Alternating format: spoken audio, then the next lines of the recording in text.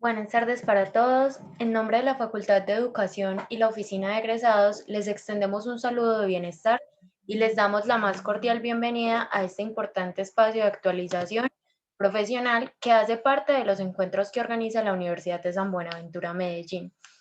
Agradecemos mantener silenciados sus micrófonos y desactivadas sus cámaras para evitar interferencia en la conexión. Asimismo, durante el encuentro podrán formular sus preguntas o realizar sus aportes a través del chat.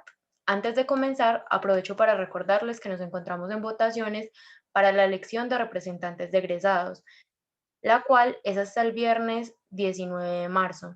Sin más preámbulo, le doy entonces la bienvenida al licenciado Camilo Herrera, que nos estará acompañando con el desarrollo de la charla Literatura Infantil y Juvenil, Retos Actuales. Bienvenido Camilo, tiene usted la palabra. Buenas tardes a todos y todas. Bueno, no es costumbre mía las fotos y los videos, pero de pronto un saludito a aquellos egresados que no veo hace mucho, muy breve por aquí. Aprovecho entonces para saludarlos. Deseo que estén muy bien. Es un gusto compartir con ustedes de nuevo un aula y bueno, proceder entonces a contarles un poco sobre algunas de mis inquietudes en torno al tema que nos convoca, ¿no?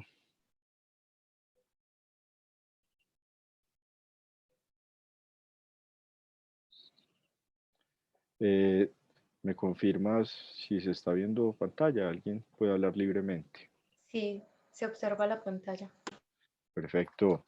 Bueno, digamos que esta charla nace de inquietudes en torno a un curso que se llama Literatura Infantil y Juvenil, pues que es un curso que he tenido en el programa de licenciatura en Humanidades y Lengua Castellana y que en principio fue un reto para mí tratar de enseñarlo, especialmente porque mi área de experticia se había enfocado, bueno, en la literatura general, literatura entre comillas adulta, ¿no?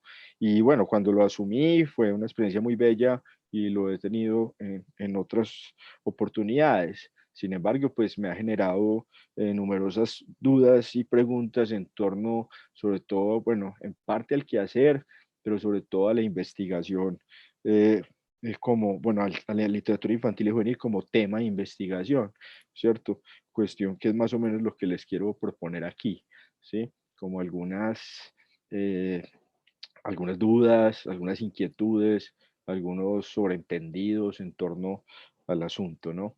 Eh, por eso quizás el nombre de retos actuales.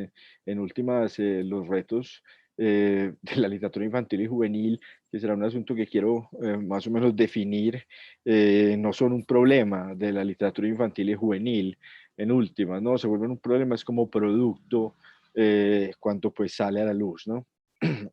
Entonces eso me lleva a estos tres puntos que cuando hablamos de literatura infantil y juvenil, pues podría decirse, eh, hola, no, el resto sí me escucha, me preocupa eso de Alexandra Moncada, el resto sí escucha.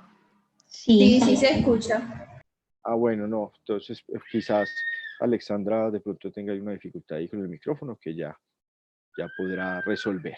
Bueno, entonces sí, claro, que en principio la literatura infantil y juvenil es un producto estético y creativo, es decir, alguien, ¿cierto? En últimas, un escritor de la mano, usualmente un ilustrador, que bien puede hacer las veces de los dos oficios, ¿cierto? Tiene una necesidad, una inquietud, un deseo de hacer un libro, ¿no? Tal y como sucede con cualquier otro producto, ¿cierto? Esa primera instancia está más allá de cualquiera de las herramientas o usos que a la literatura infantil le podamos dar en la manera, en el punto de que es, digamos, el momento más personal de creación que tiene una persona en torno a algo que después se convertirá en un producto, ¿no?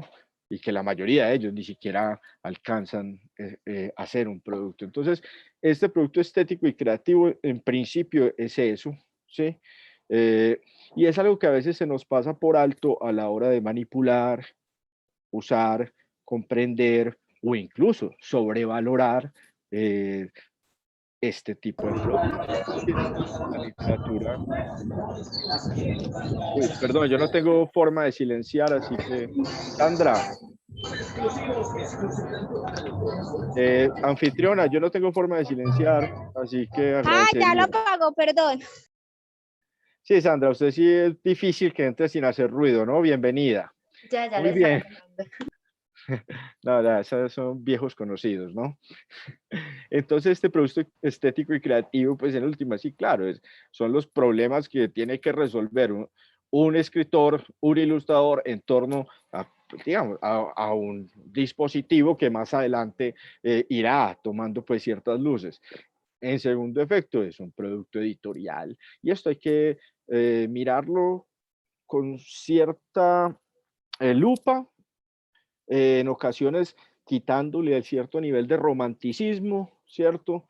Eh, y bueno, sin que por ello pierda pues su valor estético y todo lo que en última representa tener en la mano es un libro que nos llama la atención, que nos invita a algo más, ¿cierto? Y es que sí, en términos de la venta del libro, y así se llama, la venta del libro, eh, si bien a la literatura en general no es que le esté yendo muy bien, a la literatura infantil y juvenil le va genial.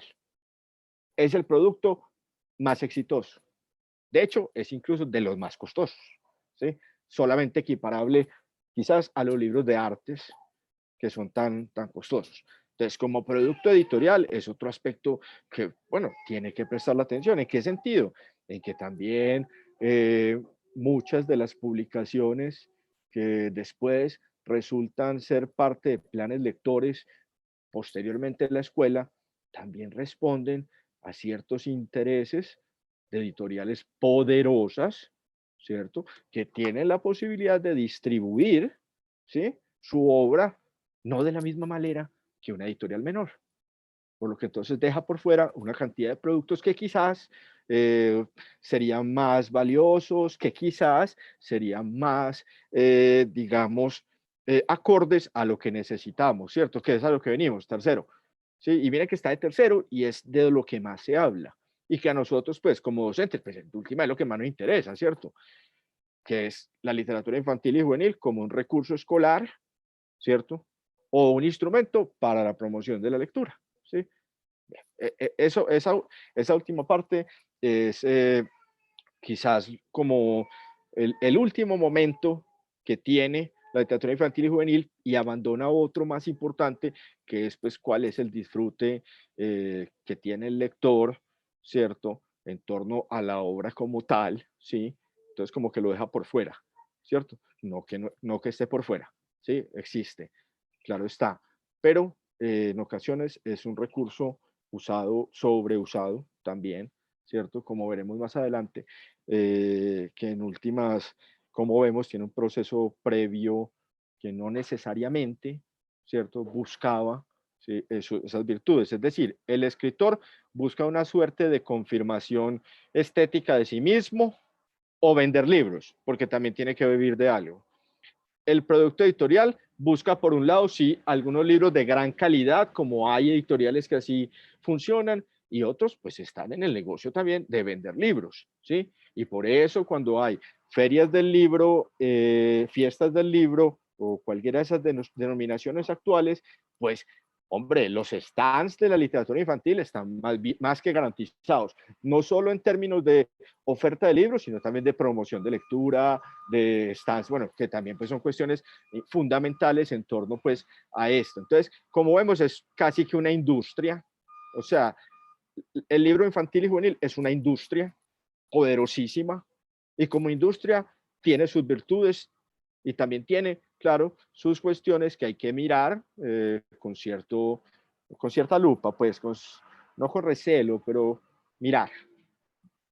Bueno, esto entonces, bueno, yo quería mencionar a Chesterton porque digamos que Chesterton es un autor de principios del siglo XX que entre sus numerosas preocupaciones está la reivindicación del libro infantil como, como texto estético, ¿sí?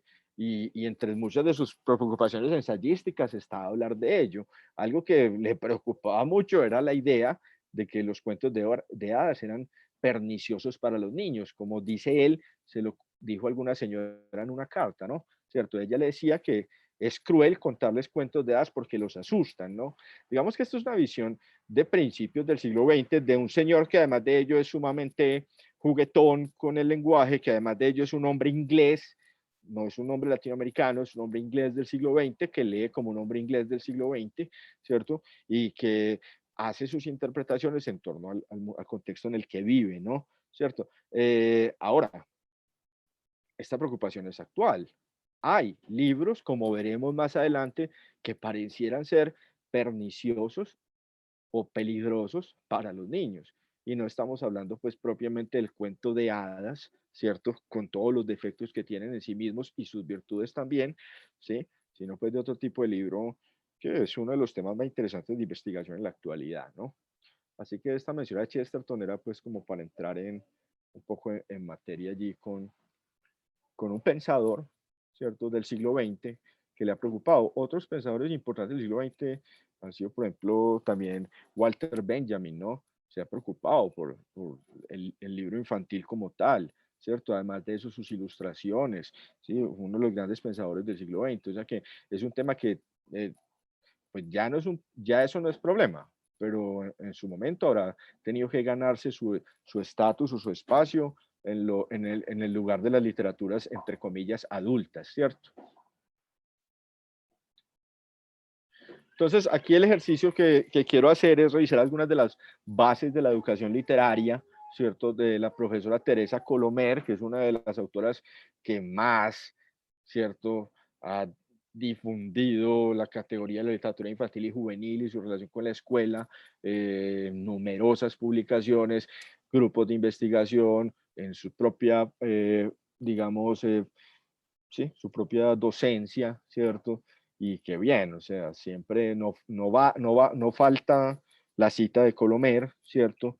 Cada vez que hablamos de literatura infantil, así como no falta la cita de Casani cuando hablamos de lectoescritura, sí, son nombres que se van como entrando en el canon y bueno, es difícil salir de ellos, pero evidentemente pues por los grandes aportes que tienen, ¿no? Yo quería pues revisar un poquito estas bases que ella propone, que de entrada considero muy valiosas, significativas, pero que también hay que mirar pues a la luz bueno, de la actualidad y de sus efectos, ¿no? ¿Cierto? Dice entonces Colomer que la literatura entonces permite la adquisición de sistemas de símbolos, ¿cierto? Que en últimas podía traducirse, ¿cierto? A ampliar el vocabulario de quien lee, comprender morfología, contexto, bueno, una cantidad de cosas en torno a la palabra que desembocan en que la literatura, especialmente la infantil y juvenil, está muy buena, muy bien puesta para que se aprenda a leer y escribir. Entonces, en sí mismo, este concepto es altamente valioso, ¿sí? Buenas tardes para todos desde el chat. El concepto es altamente valioso, pero tiene unas repercusiones tremendas en lo que a investigación formativa se refiere, ¿cierto? ¿Por qué? Porque el resultado, digamos, de este postulado también puede eh, ser, bueno, también puede ser cuestiones como estas, temas recurrentes en la investigación. Estos son nombres de investigaciones que existen levemente parafraseados para evitar, pues, algún tipo de problema allí. Habrá unos que hasta se parezcan porque difícil es. Las categorías son muy similares. La literatura infantil para el fortalecimiento de los aprendizajes en el nivel preescolar. Listo. Ahí hay categorías. Literatura infantil siempre va a estar allí. Fortalecimiento de los aprendizajes, que debe ser una cantidad infinita de ellos, pues, que yo no podría reducir en este momento. Y en el nivel preescolar, que es una población específica. Bien. La literatura para niños, o sea, lo mismo infantil, una forma natural de aprender a leer, es decir, un recurso que evidentemente es casi que dice ahí forma natural, o sea, garante, ¿cierto? Casi que varita mágica para el aprendizaje de la lectura. La literatura infantil como fuente de fortalecimiento del aprendizaje en educación básica. De nuevo, del aprendizaje. Mire que estos son, o sea, son nombres de investigaciones que se replican. La literatura infantil como fuente de fortalecimiento, ¿cierto? Entonces,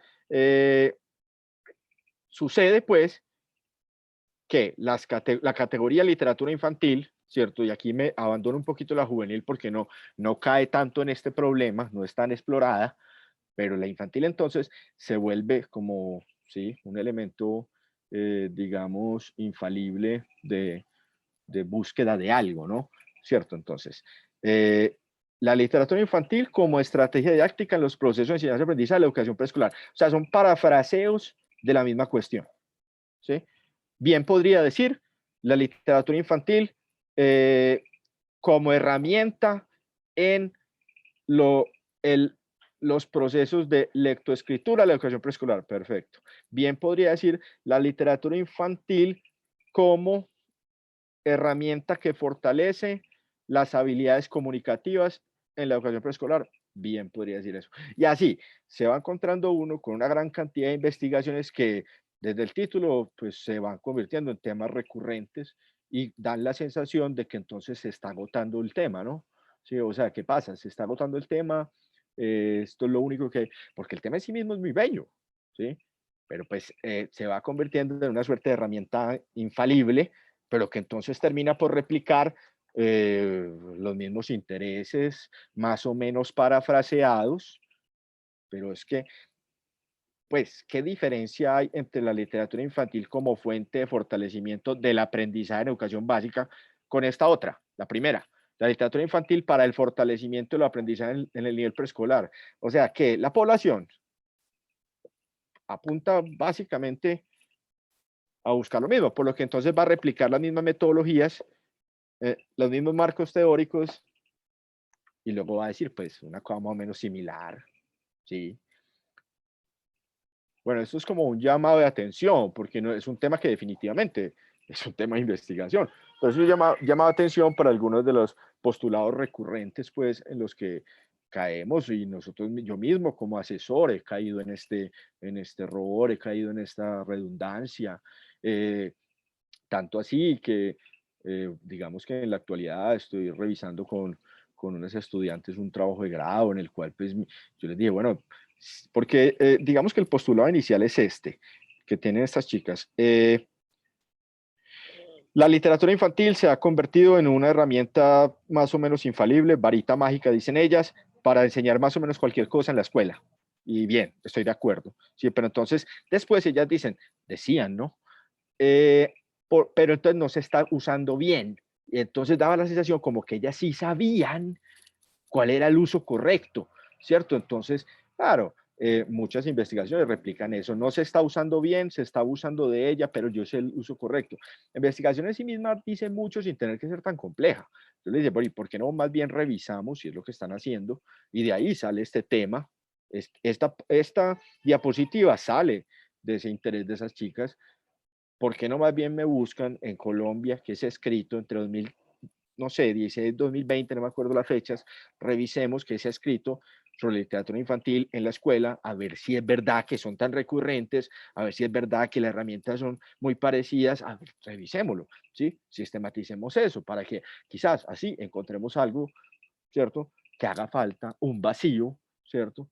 Por lo que entonces, sí, algunas, bueno, no sé hasta qué punto me comprenden esto que estoy informando, ¿no? ¿Cierto?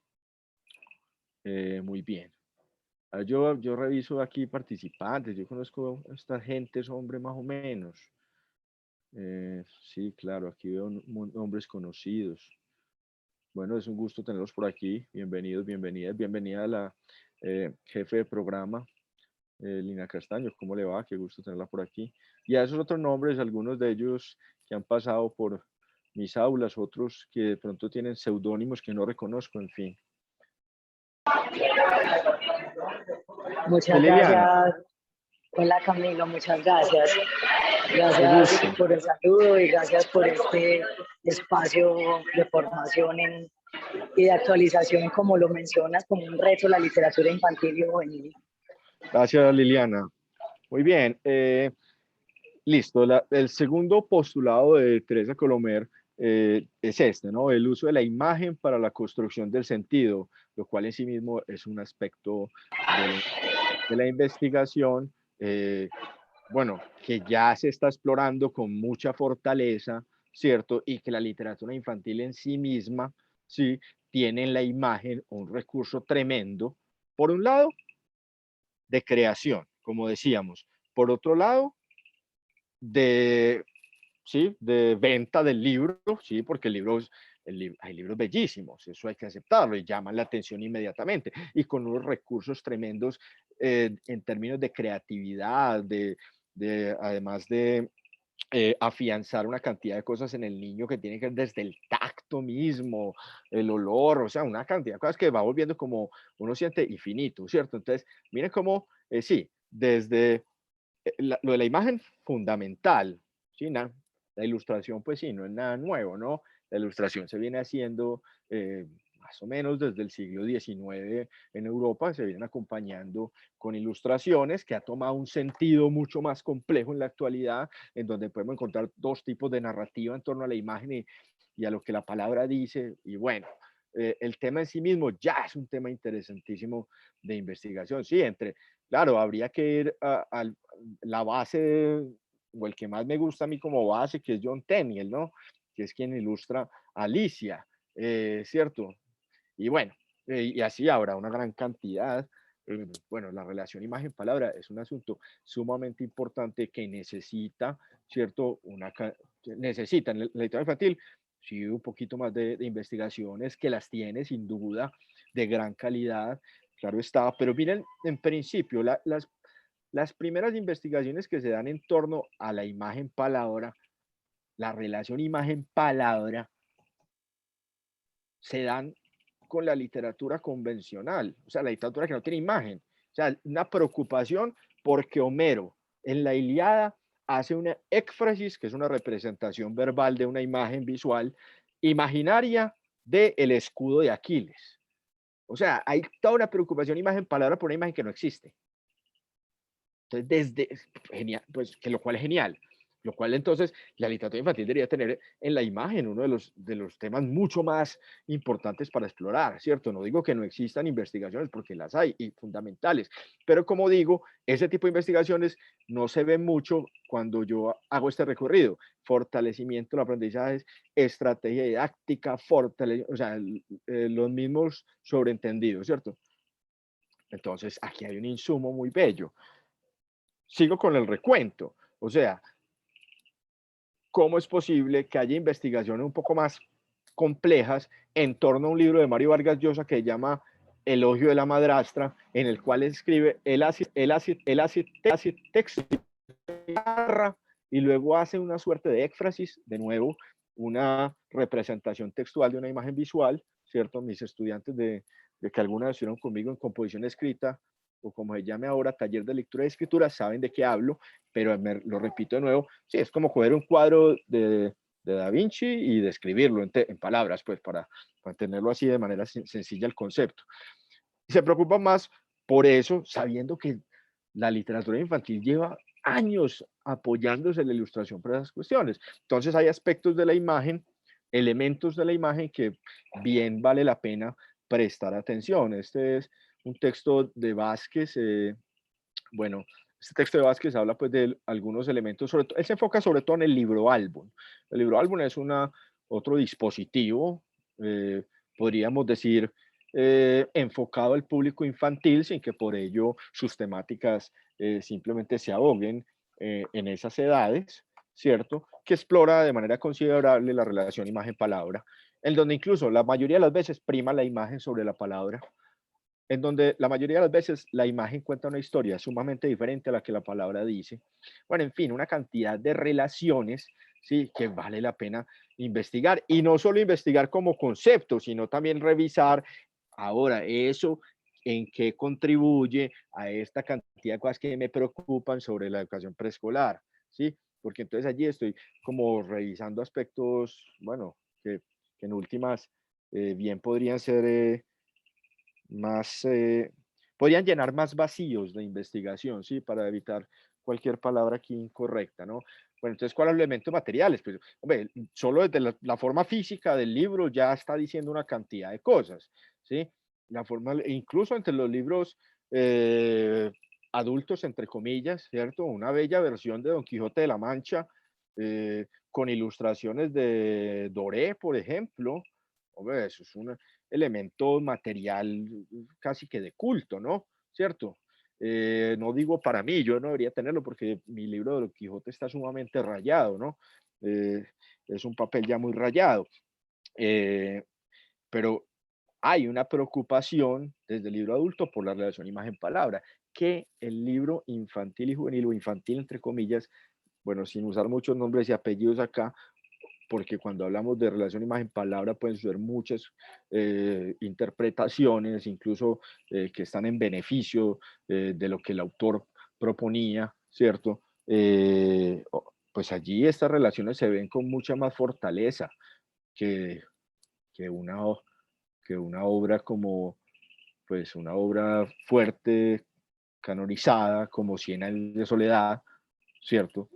Que pues me encanta analizar, pero que pues su relación imagen-palabra es más bien lo que la palabra puede producir en la imaginación, pero no hay una relación imagen-palabra propiamente dicho, más allá de que hay versiones que la acompañan con unas fotos, yo diría más bien un poco penosas, ¿cierto? Como de una aldea, o sea, esa una fotografía que porque no, yo no me imaginaba Macondo así, pero bueno, el libro infantil tienen esto, un poder tremendo. Entonces vea el problema no es del creador porque él lo sabe, mucho menos de la editorial porque lo sabe de sobra. La editorial sabe de sobra que todo esto juega, ¿cierto? Pero entonces, ¿dónde está en nosotros? Es decir, la literatura infantil como herramienta, la literatura infantil como, digamos, sí, una forma de elemento para promover la lectura, dónde están nosotros en términos también investigativos y de uso, ¿no? Todos estos elementos, ¿cierto? El diseño, ¿sí? La disposición de, bueno, color, una cantidad de cosas que están allí, imágenes enmarcadas o no, efectos visuales o no, una cantidad de cuestiones que están allí contando también una historia, ¿no? Los elementos propios de la imagen, o sea, las líneas, el tipo de letra, si la letra se desvanece o no, la letra, una cantidad de elementos que juegan en beneficio de esta relación imagen-palabra. Los elementos narrativos clásicos, que ya hablaré de ellos más adelante, los elementos narrativos clásicos, que es lo que mejor sabemos hacer en la escuela, ¿cierto? Que es ser diseccionar la obra narrativa, es decir, el tiempo, el espacio, los personajes, eso sabemos hacerlo muy bien, ya miraremos, y los elementos cinematográficos que, claro, así como el cine se ha nutrido considerablemente de la literatura, pero la literatura también ha aprendido a nutrirse de él, ¿no? Claro, enfoques, encuadres, primeros planos que eran inconcebibles o por lo menos no se hacían de la mejor manera sin haber conocido el efecto de la cámara. Todo eso allí son relaciones imagen-palabra que son, bueno, tema para explorar, sumamente importante, pertinente, con muchas posibilidades, ¿no?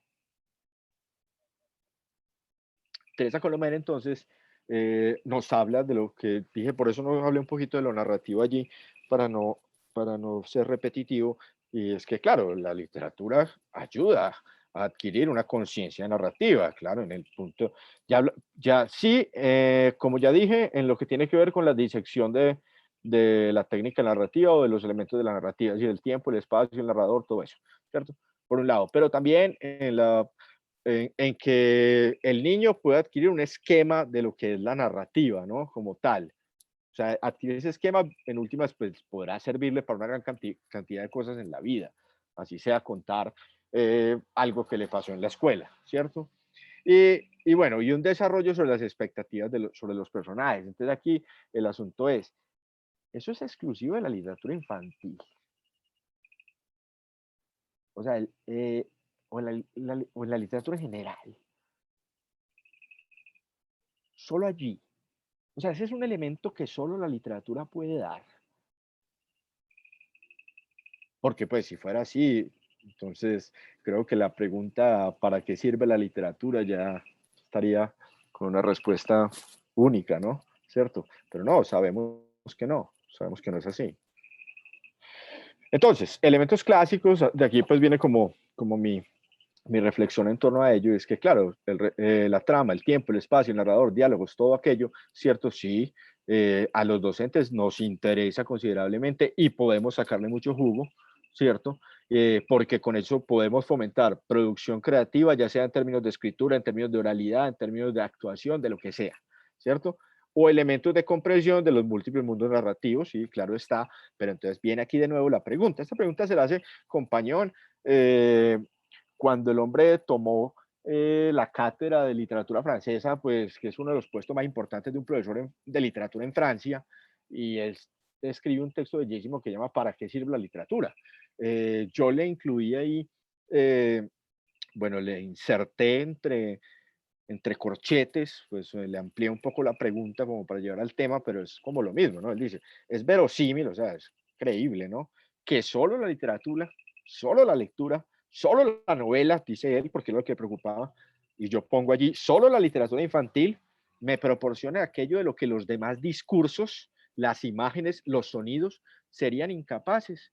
Es una pregunta que la respuesta es claramente no, y en este mundo actual, no.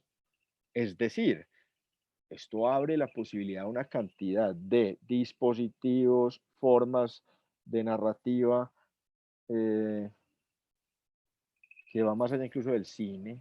O sea, el cine es uno, la novela gráfica también lo hace, los videojuegos lo hacen perfecto, eh, el cómic, las narrativas transmedia, no sé, eh, creo que ya son una cantidad de elementos, libros interactivos, libros en los que el lector toma la decisión de pasar a tal página o tal otra, y ahora, o sea, si digamos en mi niñez yo disfrutaba unos libritos que me decían, ve, si querés que el personaje haga esto, pasa a la página 85, si no, pasa a la 72, casi siempre me mataban, ¿cierto? No obstante, era divertidísimo. Ahora imagínense en la actualidad a un clic, ¿no? Porque hay series de televisión que usan ese mismo formato, ¿cierto? Entonces, no, no solo la literatura puede proporcionar eso que hemos hablado, ¿cierto? Esto no está en detrimento de la literatura infantil, es que en última la literatura infantil le va muy bien en sí misma. Está en la reflexión como docentes, ¿cierto? ¿Cierto? Del sobreuso, la sobrecomprensión, sobreentendimiento, pues, de la literatura infantil como tal. Muy bien. Bueno, y este último elemento que quería traer hoy, ¿cierto? Es la ampliación de la experiencia, los temas, ¿no? Sí, bien. Colomer entonces nos indica que claramente es con la literatura, ¿cierto? Que el niño aprende, miren los temas, ¿no? La vida cotidiana en la familia, la compra, los juegos en el parque, etcétera. Vale, esos son algunos de los elementos del mundo que conocen los niños, ¿sí? Pero los niños también requieren que su imaginación se extienda, ¿cierto? Estos libros ilustrados entonces les pueden eh, reforzar su imaginación y una cantidad de cosas que ella pues de manera un poco diplomática deja en el tintero. El niño conoce aspectos de su vida común y otros que van más allá. Sí, y uno le pregunta, ¿y actualmente con qué puede encontrar el niño más allá? Y no digo actualmente, pues, muchas de estas cuestiones que yo voy a mencionar ya han sucedido antes, pero ¿con qué puede encontrar el niño más allá? Este otro tema que voy a mencionar también nace de intereses investigativos de mis estudiantes, ¿cierto? Que se preocupan, eh, por ejemplo, por no por cuál es el papel de esos llamados libros perturbadores en la escuela, ¿cierto? Que esa sería una forma, sino que cuál es el criterio de distribución y de clasificación de estos libros en las bibliotecas, bajo qué criterio se ubican. Es un tema interesantísimo, porque si el libro ya es problemático y el sujeto que determina dónde se va a ubicar, ¿cierto? Debe tener más o menos su idea de lo que es la vida, lo bueno, lo malo, lo que se debe leer o no, ¿cierto? Lo que se debe ubicar, censurar o no, ¿cierto? Entonces ya es un tema sumamente problemático, interesantísimo además. que son pues los llamados libros perturbadores, ¿no? Yo, básicamente este tema tiene la gran posibilidad de convertirse rápidamente en un tema cliché, rápido, rápido, ¿sí? Porque está bueno, está interesante, ¿sí? Está difícil de responder además, porque son temas complejos, que llaman por allá espinosos, en otra parte leí, y bueno, y otras alternativas que dan los autores para categorizar, ¿no? Creo que hay otra categoría por ahí, ¿no? Si alguien me la puede comentar en el chat, si han leído al respecto, muy bien. Y bien, eso, Caperucita Roja, bueno, estos paréntesis son un poco reduccionistas en el sentido de que, bueno, es tratar como de dar un tema perturbador a cada uno de estos libros, pues evidentemente los libros ofrecen mucho más que una mera reducción en paréntesis, ¿no? Pero es como para ver ahí más o menos en qué juega esto que hablamos de perturbador, ¿no? Y la misma pregunta, ¿cómo lo enseño? ¿Cómo lo incluyo en el currículo? Sí, ¿cómo lo clasifico en una biblioteca? Sí, claro. ¿Cómo le digo a un padre que le estoy enseñando un libro a su hijo sobre la homosexualidad cuando el padre no está muy de acuerdo con el tema? Son preguntas complejísimas, importantísimas de investigación. Es el verdadero reto, porque si estamos en un mundo que evidentemente es multicultural, inclusivo, diverso, estos temas tienen que estar en el currículo, tienen que estar, pero entonces, ¿cómo hago? Esto es una pregunta importantísima, difícil, con repercusiones, con choque, con una cantidad de aspectos que la misma investigación, como, cierto, como condensadora del conocimiento, incluso se puede quedar corta, ¿sí? La práctica misma tendrá unas experiencias en torno a esto que nos escapan, ¿no? Claro, entonces Caperucita Roja, ¿qué tiene de malo Caperucita Roja? Pues no, nada, si ya está blanqueada. Bueno, no sé si la expresión es muy fuerte, no sé, ya está a modo Disney, pues, ¿cierto? Aunque Disney está sufriendo en la actualidad un proceso ya de ennegrecimiento, sí, podría ser la palabra, ¿sí? Que es una forma también de, bueno, de incluir y, bueno, no sé qué más efectos tendrá. El asunto es que Capitán, pues como nos llega, es una historia más o menos sutil sobre, hombre, cuidado que se debe tener cuando se está solo, ¿no? Especialmente una niña, ¿cierto? Pero su base, su matriz de Perrault, el texto base es un texto complejo, que lo que el lobo se está por comerse a la caperucita en cualquier sentido de la palabra, ¿cierto? Y es una advertencia a las niñas a eso, a la violación, ¿no? Bueno, por suerte este libro lo resolvieron fácil, lo, lo adaptaron a la versión Disney, ¿no? Está mucho más fácil así. La homosexualidad, Rey, un libro bellísimo, bonito, contado además con una tranquilidad tremenda, pero sus efectos pueden ser sumamente complejos. Sumamente complejos. Es un tema que tiene que ver con cómo cada familia, desde el núcleo familiar, decide educar a su hijo. Entonces, esto, eh, la decisión de enseñarlo, es probable que traiga repercusiones no muy cómodas, ¿sí? Entonces, es difícil porque se van convirtiendo en temas muy interesantes de investigación, pero de muy difícil aplicación en la escuela. Porque sí es cierto que es más sano, más natural, uno de evitar ese conflicto, ¿no? Y seguir de largo, ¿no? Y ante eso, pues no habrá forma de decirle al otro que eso está mal, ¿no? Pues, vale. Pedro Melenas, ¿no? Este librito es sumamente divertido, ¿no? Las imágenes, sobre todo. Unas rimas también muy divertidas, pero en últimas es como de la conducta, ¿no? Siempre hay un resultado más o menos negativo, muy fuerte, ¿cierto? Tanto así que uno de los personajes creo que por chuparse los dedos o le terminan por cortar los dedos. Es fuerte y es sobre la conducta, ¿no? Ahora uno lo lee y quizás tenga unas, bueno, no sé si es divertido, pero yo me imagino que el público al que fue dirigido en su momento ha sido bastante complejo, ¿no?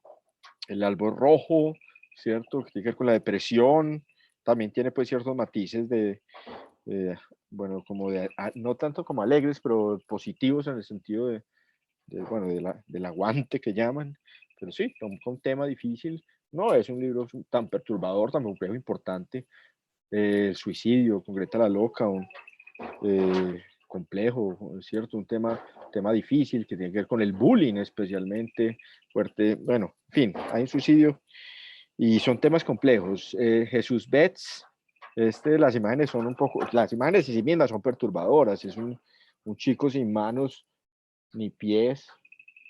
Discúlpenme, es como, sí, como, bueno, no quiero, ustedes ya sabrán la imagen, ¿no? Sin manos ni pies, pues hombre, es discriminado desde el seno materno, ¿cierto? Hasta que, bueno, más o menos alcanza la felicidad, pero estos son solo ejemplos, ¿no? Eso está lleno de el mundo de esto, ¿no? Jules, que este sí es propiamente el bullying con un desenlace terrible, ¿sí? Nada, todos se lo criticaban y el personaje pues prácticamente termina por quitarse aquello que le critican, en fin. Y este último que de pronto es identidad, género, la niña que tenía sombra de niño, ¿no? Básicamente una niña que no quiere vestirse o por lo menos no quiere como que la estereotipen de esa manera, como de niña, pues de estereotipado, y bueno, de ahí el título, ¿no?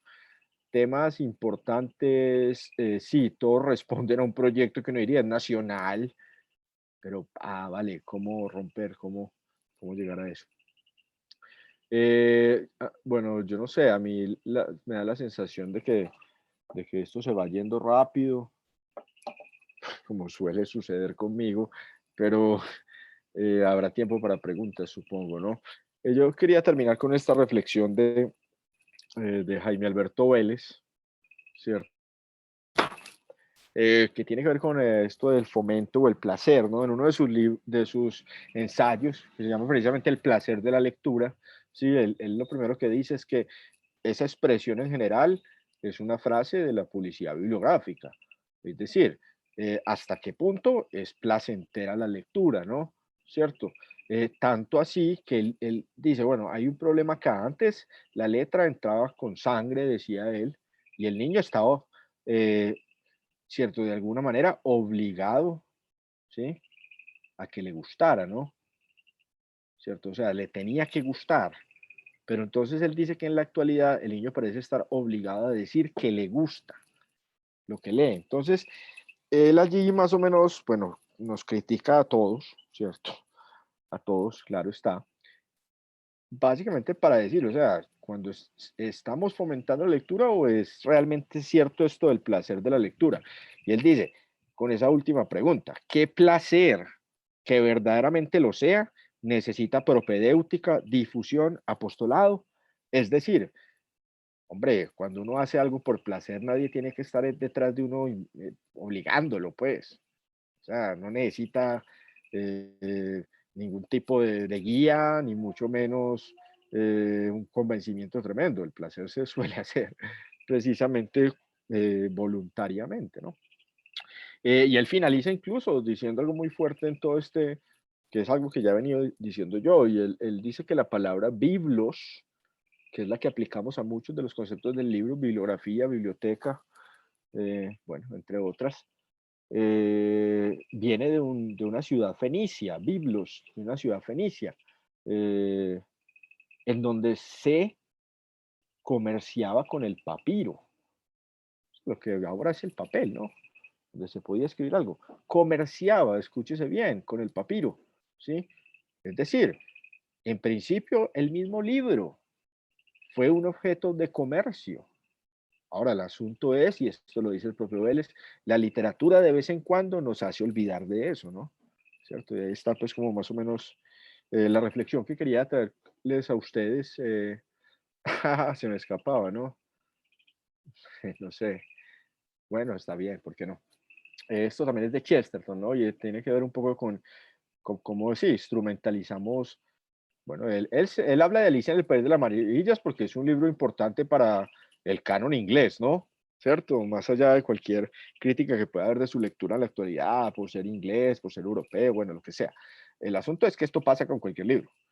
Y es que él decía, pobrecita Alicia, no solo la obligan a asistir a clases, sino a dar clase a los demás. O sea, es un libro obligado en la escuela, ya, listo, esto es 1920, obligado en la escuela, ¿sí? Y ahora entonces no solo tiene que ir a la escuela, sino dar clase, ¿sí? Y él pone, pues, a manera de chiste estas preguntas. Habla pilas de preguntas como, di lo que sepas de lo siguiente, mimo, mimblo, ojos de merluza, pared de melaza, sopa hermosa, cuestiones que aparecerán en el libro. Señala todas las jugadas de ajedrez de Alicia a través del espejo y hace un esquema. Esto parece un poco algunas de las herramientas que a veces usamos. Y bueno, se me escapaba esta reflexión, ¿no? Y bien, eso es todo. Muchas gracias. Bueno, a partir de este momento abrimos el espacio de preguntas. Los invitamos a levantar la mano para cederles la palabra o escribirnos por el chat para leerle al conferencista sus preguntas.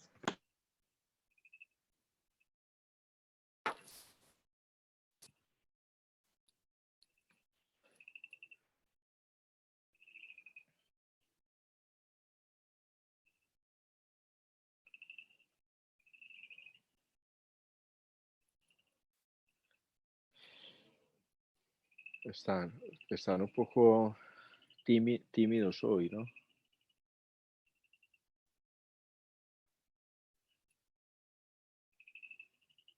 Bueno, dado que no tenemos preguntas, concluimos este espacio, no sin antes agradecerle al licenciado Camilo Herrera por su intervención y a todas las personas que nos acompañaron en este espacio. Los invitamos a continuar participando de los encuentros académicos que les estaremos compartiendo. De nuevo, muchas gracias y feliz noche para todos.